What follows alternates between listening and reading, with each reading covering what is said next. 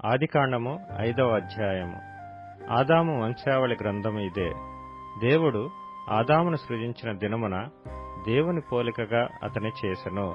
మగవానిగాను ఆడుదానిగాను వారిని సృజించి, వారు సృజించబడిన దినమున వారిని ఆశీర్వదించి వారికి నరులని పేరు పెట్టెను.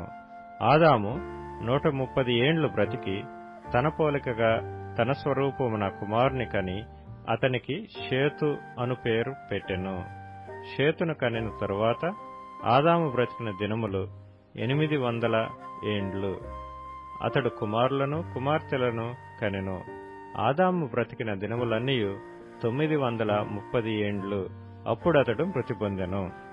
షేతు 105 ఏండ్లు బ్రతికి ఎనోషును కనెను.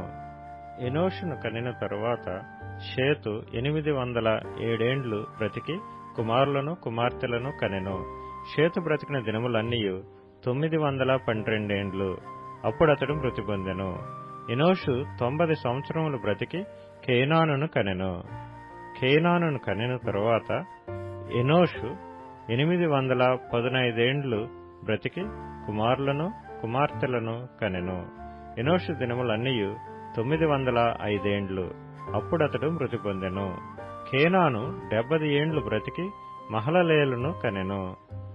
మహలలేలును కనిన తరువాత కేనాను 840 ఏండ్లు బ్రతికి కుమారులను కుమార్తెలను కనెను.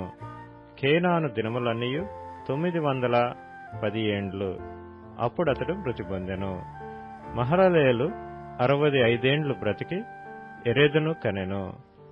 ఎరెదును కనిన తరువాత మహలలేలు 830 ఏండ్లు బ్రతికి కుమారులను కుమార్తెలను కనెను. మహలలేలు దినములన్నీయు 895 ఏండ్లు. అప్పుడతడు మృతి పొందెను. ఎరెదు 162 ఏండ్లు బ్రతికి హనోకును కనెను. హనోకును కనిన తరువాత ఎరెదు 800 ఏండ్లు బ్రతికి కుమారులను కుమార్తెలను కనెను.